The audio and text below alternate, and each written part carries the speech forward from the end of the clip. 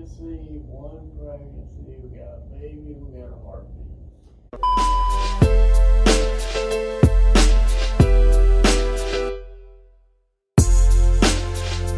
Everybody, this Ted Lee Squad. Let's do that again. Go. Everybody, this Ted Lee Squad. Squad. And we're back with another video. Let's do it. As y'all can see from the title below, we are going to be talking about our Iui Success Story. This is not really it is about us, but we also want to help people that can't get pregnant or trying to get pregnant or may have complications. We just want to let y'all know the way that we did it, because I have went through a couple complications and things, and I had to actually get some doctors, some other people involved just to help me, which is okay. But before we get started, make sure y'all hit the subscribe button. Don't forget to comment, like, and turn on y'all notifications so y'all know when we be posting. We're going to be posting some more videos, like mobile videos, Let's get into it. Get it over with. All right. So let me just tell you a little bit about some little things that I went through. This may be a little bit of PG-13, but I'm just gonna give it to y'all raw, no protection, let you know what it is. Okay, so I have trouble ovulating. I have trouble with a regular menstrual cycle, because I have a menstrual cycle twice a year, but it lasts 3 months nonstop. So with that being said, I don't ovulate maybe once a year, and I don't know when. So about the second week in June, I went to a doctor. He instantly started me on some medicine to jumpstart an artificial period, which was called metronidazole. I'm gonna put the name down here so y'all can see what it is. He gave me that. I took that. Let's see, it was 1 tablet by mouth on cycle days 17 to 26. So I took it for about, I think, 10 days. After that, he started me on letrozole, 2.5 tablets. Now, the letrozole actually helps you help follicles build up inside of your ovaries, and basically kind of like ovulation is what it is. It's something that happens before ovulation, if that makes sense. Y'all can just look it up. So after that, I took so that was probably within a 2 to 3 week. So about the first week in July, I took a trigger shot. I took it on a Friday. Yeah, I took it on a Friday, and that's called I think it was called Clement. I'll put the name down here. I took that trigger shot, and that trigger shot is what really gets you pregnant. Within 24 to 36 hours, you start ovulating. And what I did in that time was I went to the dollar store, got me some ovulation tests, and I took the test. Within 24 hours, I was ovulating. I had took like maybe 2 or 3 just to make sure. On that Sunday, I took it Friday. That Saturday, I went to the doctor, and they was letting me know, wow, you ovulated so fast. Not too many people ovulate like overnight like that, because I took it late in the evening Friday. So, and I went back Saturday, told them I got a positive ovulation test. They wanted me to come in just to make sure, because they're like, nobody ovulates that fast. But she was like, wow, you have so many follicles, and they were growing rapidly. They had to make sure that your follicles, before they do the insemination in general, they had to make sure that your follicles are, I think they wanted at least to be about 21. This length they wanted to be about 21. That's just so your eggs can mature enough, and you won't, have any, what they call it? Just so your eggs are mature enough. So I went in on that Saturday. Everything was great. We actually picked up the sperm on Sunday. We did this at home ourselves. I was home from work. Yes.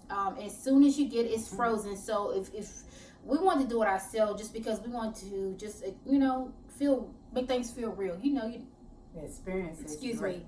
Yes, 2 women can't naturally. I mean, all things are possible. And I tell you, I'm half woman, half amazing. I make it happen.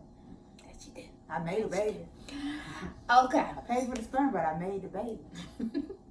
And y'all, I know y'all probably want prices and stuff, so I'm gonna bust that down in a second as well. I will say that I have insurance, so the price can vary, but I'll bust it down for y'all in a second. So on Sunday, I picked up the sperm. They told you need to do it instantly. They threw it. They had unfroze it for me because it's frozen, and they say you need to do it within an hour. Well, it's not going to work. They actually told us doing it at home that it wouldn't is a lower chance for us to get pregnant because if you look inside the tube, they give you this kind of tube. And when I tell you they literally put An inch in there, it's literally an inch. And there's still some in here. So that lets you know that I didn't even use all of it and I'm pregnant. Ah! Okay. But the whole point is during the insemination, for everybody that's taking the part of what I took part in, you gotta have your woman having an orgasm before you put the sperm in, because you want her to be in and out. You know what I'm saying? So that's very, very important. Yeah, so we picked up the sperm and I was getting there, but she kind of rushed that, but it's okay, babe. I'm glad you like talking because you don't really do too much talking, so I'm glad you talking. So she came home. I called her, said, I'm on the way. Meet me there. Beat me there. Like, beat me there. We're about to do the damn thing. So she basically beat me here. And she was more ready than me. I was so nervous. Like, I'm scared this ain't gonna work. And then I looked at the thing and I was like, sorry, y'all. That's my bird. He does that sometimes. Rio, it's okay. Mama coming. It's okay. But he don't like loud noises either. But anyways, so I was kind of nervous because I was like, this is a little bit, like, it ain't gonna work. And then we went to the store and bought one of these. It's like a little medicine thing, but we just bought it separate. And we put it in there. When we put it in there, y'all, it wasn't even, when we squeezed it out, it wasn't even nothing like, I was like, how am I gonna get this in me? Like, how am I gonna do it? But we put it in there and it was enough. And the thing about it is you want to have an orgasm at least 30 minutes before you do this procedure.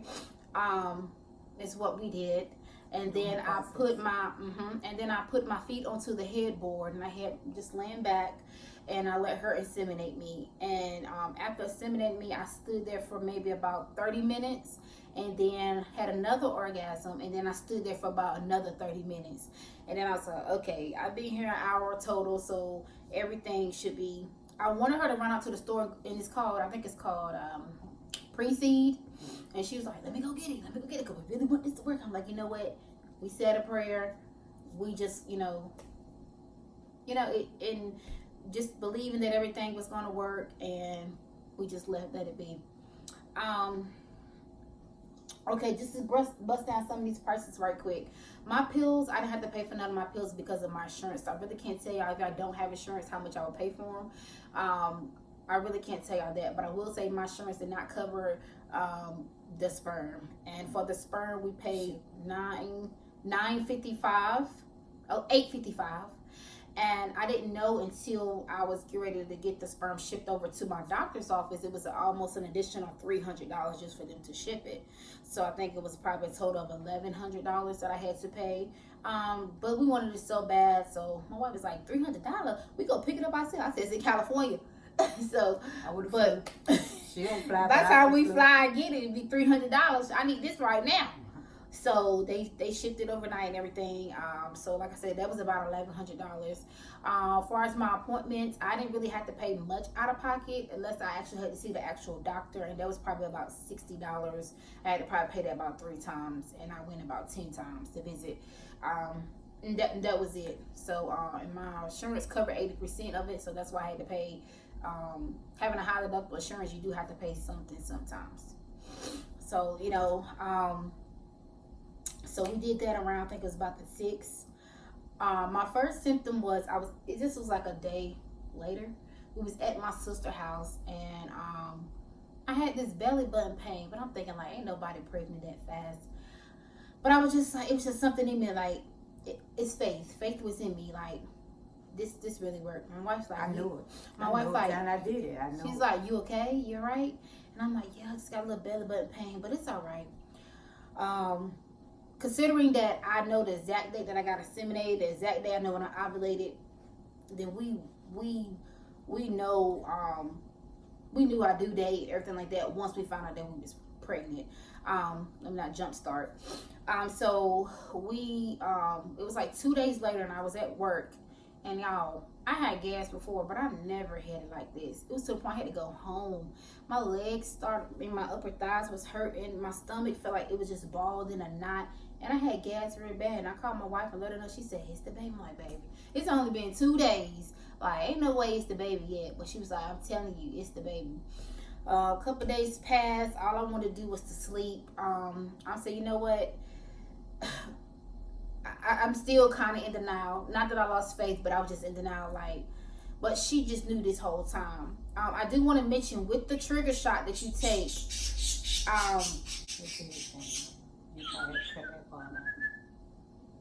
Okay, so with the trigger shot, I do want to mention that if they tell you do not take a pregnancy test between 7 to 14 days after the trigger shot, and that's because it can give you a false positive. It is actually HCG that they're putting into your system, so it can give you a false positive. But me being me, 7 days later after the insemination, having all these symptoms, every single day, I took a pregnancy 3 test, times a day, and it was positive. And I was like, well, they did every tell day, me not 3 to. times a day. They positive. did tell me not to take a pregnancy test. I'm like, okay. So what I did was I did take it from day 7 to about day 10 until I got a negative. That way I knew that it was out my system.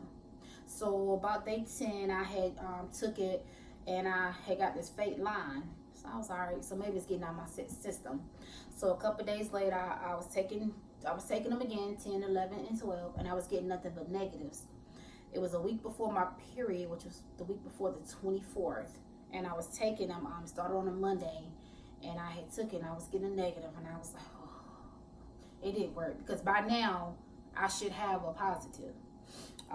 So I took them again the next day. I took it in the morning, and I took it in the evening. That Tuesday I took it, I think I had got like a faint line, and I was like, oh my God, I'm pregnant. Oh my God, it worked. But then that afternoon I took it, and it was a negative again. So I was like, oh, okay. But something was like, don't give up. So from about Wednesday to Friday, I took I kept taking pregnancy tests. I'm thinking about Thursday, I kept getting a faint line. Friday, I got another faint line, morning and evening. Saturday, it was getting darker, and that evening it was getting darker. And then Sunday, I got a digital blue, what was it, clear blue test, and I got a pregnant. Y'all, that was like so exciting. I called my doctor. They had me to come in. They did a blood test. They didn't do an ultrasound. They did a blood test and confirmed that I was actually pregnant. So, y'all, that's pretty much how we did everything. If y'all got any kind of questions or comments, y'all can just let us know. But that's pretty much how we did everything. I am 10 weeks today. I do want to mention to y'all that I am kind of on rest a little bit. They did see a little, it's called symbolic hemorrhaging, is what they call it. In my case, some people's can be worse. Is where the placenta, I think, separates from the cervix, I believe, or vice versa. And it can just cause just a little tiny bleeding. So they didn't want me to do no lifting, no pushing, no prolonged standing, none of this extra stuff they want me to do. But they did an ultrasound. They said it's very small and it fakes on its own, but they want to be safe, and so do I. So we are definitely taking caution. Yes, and we're definitely taking caution when it comes to that. So y'all just pray on us about that. But so far everything is great. Everything is good. I don't know if I mentioned, but I'm 10 weeks. Let me go get the ultrasound so I can show you. I want to just show y'all this. This is my baby. It was about, I think it was 9 weeks and 3 days. So yeah, that's basically that with that. My due date is March the 28th. We predicted it, and that's what they gave us as well. March 28th, 2020. We will be seeing, and we will be having a healthy baby. Girl. Everybody know I'm team boy, but honestly, y'all, I've been in a different mindset lately. I just been like, it's whatever God bless me with, girl, boy. I think I really want a girl, but I'm kind of in denial because I don't want another me.